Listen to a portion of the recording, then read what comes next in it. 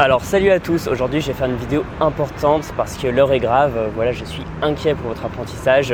J'ai peur qu'à un moment vous fassiez une erreur qui est fondamentale et que ça vous plante et que ça vous fasse perdre même des années et des années d'apprentissage. Bon, alors, tout n'est pas forcément si noir, c'était avant tout pour accrocher votre attention. Et maintenant que j'ai votre attention, je voulais quand même vous parler de quelque chose qui est super important. C'est même assez étrange que j'en ai pas parlé plus tôt dans des vidéos, des articles. Enfin, j'ai juste un peu effleuré le sujet, mais il fallait vraiment que je vous en parle. C'est une erreur qui va vous heurter à plusieurs titres. La première, c'est que si vous la faites, vous allez mal apprendre, vous allez perdre du temps, vous allez aussi apprendre une langue qui va être mauvaise, vous allez faire des fautes, vous allez faire des phrases qui ne vont pas être compréhensibles. Donc, de quoi je veux parler ? Je veux parler du fait de traduire dans sa tête. Alors, avant toute chose, quand je parle de traduction, je ne parle pas de l'activité de traduction, c'est-à-dire traduire un texte pour son travail, pour l'école ou je ne sais pas quoi, d'une langue à l'autre, mais c'est le réflexe que vous pouvez avoir de vous dire « bon, j'ai ça en français dans ma tête, comment je le dis dans une autre langue ?» Et a priori, c'est normal parce que quand vous parlez en français, vous vous exprimez même sans doute avec plaisir, vous savez faire des blagues, vous savez avoir des raisonnements un peu complexes et naturellement, vous avez envie de transposer ça dans une autre langue. Vous avez envie de raconter par exemple à un francophone notre journée, puis à un correspondant étranger. Donc vous avez la tentation de reprendre la même chose mais en différent. C'est tout à fait normal parce que voilà, vous parlez déjà bien une langue, vous savez dire des choses, donc vous avez envie de faire exactement la même chose dans une autre langue.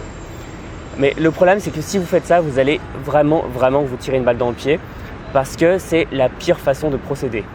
Pourquoi ? Parce que quand vous pensez en français, quand vous vous exprimez en français, est-ce que vous partez d'une traduction de quelque chose ? Non, vous réfléchissez directement.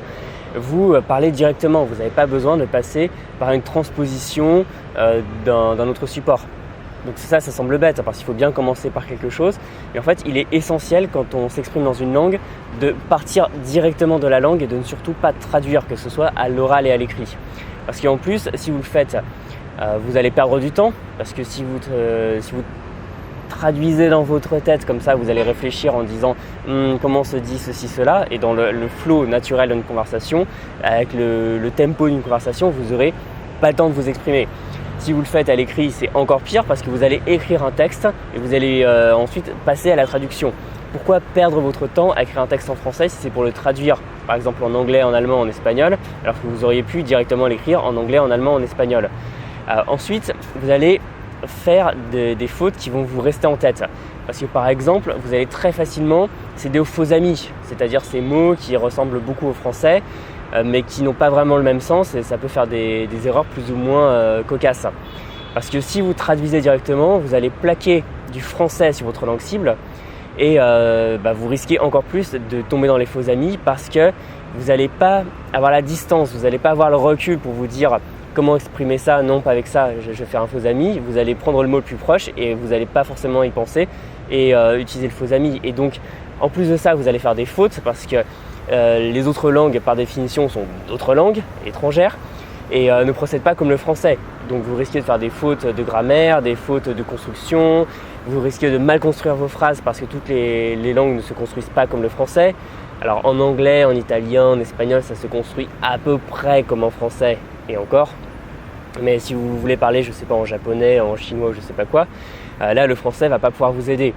Et vous allez aussi acquérir des phrases qui vont être qui soit vont pas avoir de sens pour un locuteur natif de votre langue cible, soit vont faire bizarre, c'est-à-dire ce sera grammaticalement juste parce que vous savez quand même un peu comment marche la grammaire, mais ce n'est pas comme ça qu'un locuteur natif s'exprimerait. Et ensuite, voilà, il y a vraiment tous les inconvénients, absolument tous les inconvénients à traduire du français vers votre langue cible, que ce soit dans votre tête ou à l'écrit. Et donc à l'inverse, ce que je préconise sur le blog, sur la chaîne, c'est d'apprendre directement, c'est-à-dire d'acquérir du vocabulaire, d'acquérir des mots, des expressions, d'acquérir des structures de grammaire et de les utiliser le plus intuitivement possible, le plus naturellement possible, en formant des phrases directement dans la langue, c'est-à-dire sans passer par le français. Et ça a tous les avantages pour vous parce que vous allez acquérir directement du vocabulaire qui est adapté, des expressions qui sont déjà naturelles pour les locuteurs natifs. Vous allez, dès le départ, acquérir la grammaire, c'est-à-dire les tournures, pensées, comment se forme la langue. Et ensuite, éviter tous les contresens, ce qu'on pourrait appeler des gallicismes, c'est-à-dire plaquer du français de manière évidente sur notre langue, parce que vous allez naturellement partir directement de la langue et avoir toutes les expressions, toutes les manières de penser, toutes les tournures, parce qu'il faut bien penser que dans une autre langue, les mots ne sont pas forcément utilisés de la même manière. Dans une langue proche du français, il y a des mots qui ressemblent au français, mais est-ce qu'ils sont utilisés aussi fréquemment? Est-ce qu'ils sont utilisés exactement dans la même nuance de sens? Parce que ce ne sont pas, encore une fois, de faux amis. Et c'est pareil pour les expressions que vous allez utiliser, ou même les structures de grammaire, et même la mentalité, parce que tous les gens ne s'expriment pas de la même façon, et même si vous allez pouvoir dire des choses qui sont grammaticalement justes dans une autre langue, est-ce que c'est la meilleure manière de dire? Est-ce qu'il n'y aura pas une manière plus élégante, plus idiomatique comme on dit, c'est-à-dire propre à la langue? Parce qu'il y a des langues où on va plus ou moins se mettre en avant, des langues où on va être plus ou moins poli, des langues où on va être plus ou moins direct, etc. Et ça, ce sont plein de nuances qu'il faut acquérir directement au contact de la langue et qu'on ne peut pas du tout acquérir en traduisant du français vers la langue, parce que finalement on va faire que plaquer et on n'aura pas le recul dont on a absolument besoin pour pouvoir parler correctement une langue et la parler de manière naturelle et qui ne semble pas bizarre à un locuteur natif. Et d'ailleurs j'en profite pour rappeler que c'est pour ça que la traduction c'est un vrai métier, parce qu'il y a beaucoup de gens qui, en parlant plus ou moins bien une langue et même parfois à un niveau courant, veulent s'improviser traducteur et se rendre compte qu'il faut un bagage beaucoup plus élevé, parce que finalement c'est confondre le fait de traduire dans sa tête et l'activité de traduction, qui est un vrai métier et qui consiste à prendre un texte, par exemple en français ou dans une autre langue, quelle que soit la manière le sens de traduction, prendre un texte et réfléchir non pas à traduire exactement littéralement les phrases, mais à se dire comment un locuteur natif dirait ça de manière naturelle, de manière normale, qui ne semble pas bizarre.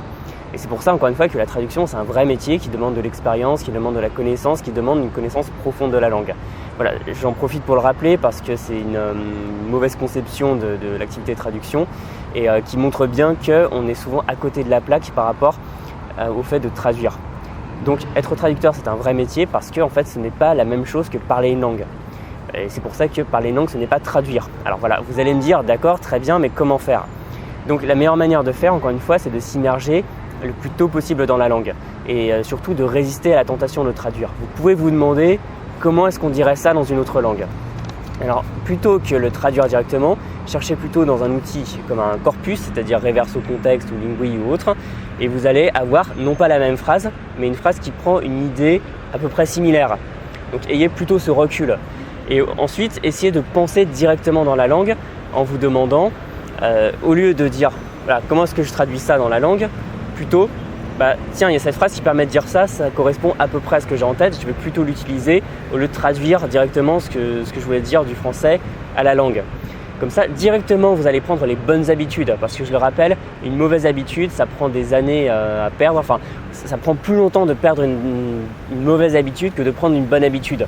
Donc, concentrez-vous directement sur le matériau source, c'est-à-dire la langue, plutôt que de traduire comme ça dans votre tête. Et ensuite, essayez vraiment d'avoir ce recul et de même pas penser aux mots. Alors, qu'est-ce que j'entends par là?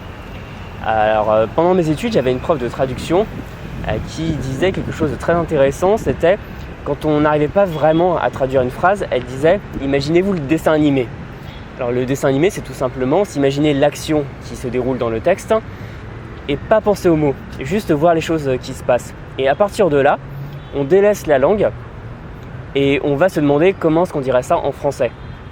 Et là, c'est la même chose. Quand vous voulez parler en allemand, en italien, en tchèque ou en bulgare, je ne sais pas quoi, quelle que soit la langue, au lieu de vous dire comment je fais passer ça du français à la langue, mais plutôt quelle idée j'ai en tête, qu'est-ce que je veux transmettre, quelle idée, quelle nuance, quelle émotion je veux transmettre et quel est le vocabulaire que je connais, quelles sont les expressions que je connais qui vont me permettre de passer non pas du français, mais de l'image que j'ai en tête, de l'idée principale sans les mots que j'ai en tête, directement dans la langue. Et ça, c'est vraiment une bonne habitude à prendre parce que plus vous allez penser comme ça, plus vous allez apprendre directement du vocabulaire en contexte qui va vraiment être adapté à toutes les situations. Et là, directement, vous allez parler avec des phrases que les locuteurs natifs vont identifier comme des phrases à eux et ils vont vous dire « Ah, c'est marrant que tu connais cette expression » ou alors « Ouais, t'es très précis dans tes mots ». Et parce que sinon vous allez perdre du temps, parce que je vois beaucoup de gens, dont d'ailleurs des élèves de mes formations, coaching, etc., où ça se voit que c'est traduit du français. Bon, il n'y a pas de mal, hein, c'est une erreur courante, hein, je vais pas vous fouetter, mais malgré tout ça se voit, et ça se voit que ça part d'une mauvaise méthode, et c'est le meilleur moyen pour faire des fautes, c'est le meilleur moyen pour faire des phrases qui, pour un locuteur natif de votre langue cible, n'ont aucun sens, qui ont l'air bonnes pour vous, mais parce qu'elles ont juste l'air proches du français. Mais malgré tout, ça fait des phrases un peu bâtardes, mi-français, mi-langue cible, qui finalement ne parlent à personne. Donc, vu que c'est une erreur qui est super récurrente, je vous conseille vraiment de faire très attention, de totalement arrêter de faire de la traduction pour vous exprimer dans une langue. À la rigueur, et la traduction, oui, mais à partir d'un niveau intermédiaire avancé, à partir duquel vous avez du recul, à partir duquel vous avez de la maturité pour parler dans une langue. Et comme ça, au lieu de plaquer du français sur la langue, vous allez faire de la traduction. Et là, vous aurez suffisamment de vocabulaire de base pour acquérir plus de vocabulaire en contexte, ce qui va vous permettre d'acquérir directement des phrases naturelles. Et donc pas de faire de la traduction français langue cible, mais directement par la traduction d'acquérir des phrases naturelles. C'est un peu contre-intuitif peut-être, ça peut sembler un peu subtil, mais c'est vraiment la différence. La traduction, c'est un outil qui permet d'apprendre du vocabulaire, qui permet de développer sa capacité à faire des phrases naturelles. Ce n'est pas quelque chose qui, de base, juste par du mot à mot, va vous aider. C'est vraiment que vous tirez une balle dans le pied. Donc laissez tomber la traduction bête et méchante. Faites-en si vous avez un bon niveau pour enrichir votre vocabulaire et parler de manière encore plus idiomatique. Là, ça va vraiment vous aider. Mais voilà, en tout cas, une langue, ça ne se traduit pas dans la tête. Il faut penser directement. J'ai fait une vidéo dessus, je vous la mettrai à la fin de cette vidéo, sur comment penser dans une langue. Et ça participe de tout ça, c'est-à-dire s'immerger dans le vocabulaire, directement écouter, lire des phrases, parler avec des gens et remarquer comment ils parlent la langue. Comme ça, vous allez directement sortir des phrases. Et en plus, ça va vous faire gagner un temps fou. Parce que si vous construisez des phrases dans votre tête, vous n'allez pas réussir à les sortir vite. Alors que si vous avez des phrases toutes faites, des briques de phrases toutes faites à assembler, là vous allez parler vite, là vous allez comprendre vite, même si les gens parlent rapidement. C'est vraiment ça le secret pour parler une langue. Ça vient pas tout de suite, on est d'accord, ça prend beaucoup de temps, ça prend des mois, voire des années pour vraiment se perfectionner, mais ça finit par venir et c'est la bonne façon de faire. Donc une astuce d'ailleurs pour terminer, n'hésitez pas à prendre une méthode de langue où une grosse partie du vocabulaire, ou même une grosse partie des informations sont dans la langue cible étudiée. Par exemple, j'avais étudié avec une méthode de japonais avec beaucoup de choses en japonais, Mina no Nihongo si vous la connaissez. Et en fait, ça aide vraiment parce que directement, on est immergé dans le japonais. On passe pas la moitié du temps à lire des choses en français, la moitié du temps en japonais. On lit beaucoup plus en japonais. Donc, n'hésitez pas à prendre une méthode qui va vous sembler un peu dure parce que finalement, ça fatigue d'être en immersion. Mais ça va vraiment vous faire avancer plus vite parce que vous êtes tout le temps en contact avec la langue au lieu de vous raccrocher comme ça au français, comme une béquille que vous n'arrivez pas à lâcher. Enfin, le français peut aider par exemple pour la grammaire, les choses comme ça, mais c'est comme les roulettes d'une bicyclette pour enfants, ça aide quand on est enfant, mais l'idée c'est quand même de s'en débarrasser assez vite. Et plus vous allez avancer dans la langue, plus vous allez vous débarrasser du français, de vos réflexes de traduction, d'avoir toujours des informations, des aides en français, et puis vous allez tout faire dans la langue, c'est-à-dire en parlant avec des gens sans vous aider de traduction, si vous ne trouvez pas un mot, au lieu de demander la traduction de l'anglais ou du français vers la langue, vous allez faire une périphrase, c'est-à-dire exprimer les choses directement. Et à la fin, vous serez indépendant dans la langue et c'est vraiment ce que j'ai envie de vous aider à atteindre, ce niveau qui est difficile. Hein. Franchement, c'est lâcher le français ou votre langue maternelle si c'en est une autre, c'est pas facile. On a envie de s'y raccrocher, c'est une valeur refuge, elle nous rassure, c'est plus facile, ça nous semble plus facile, mais je vous assure qu'il faut y aller, il faut aller de l'avant. Il faut un peu brûler vos bateaux, c'est-à-dire du français et laisser tomber le français quand vous pouvez. Et le plus possible, parler, penser directement dans la langue cible, ça va vraiment vous faire progresser. Et c'est vraiment un conseil que vous pouvez appliquer dès maintenant et vous allez voir vos progrès très vite. Voilà, donc encore une fois, si vous voulez que je vous aide à apprendre une langue en partant sur les bonnes bases plutôt que perdre du temps à effacer des mauvaises habitudes prises, là, vous pouvez télécharger ma formation, ma mini-formation gratuite 25 techniques pour apprendre votre vocabulaire. Elle est ici en bas dans la description. Il y a même un lien qui s'affichera à la fin de la vidéo. Donc vous rentrez juste votre mail et votre prénom, vous recevez ça. C'est 40 minutes en vidéo avec mes meilleurs conseils pour apprendre votre vocabulaire et vous remettre à une langue étrangère. Je vous dis à très bientôt. N'hésitez pas à vous abonner à la chaîne, à me laisser un pouce si ça vous a plu. Ça m'aide toujours à me faire connaître. Et je vous dis à très bientôt et bon courage dans votre apprentissage. Salut.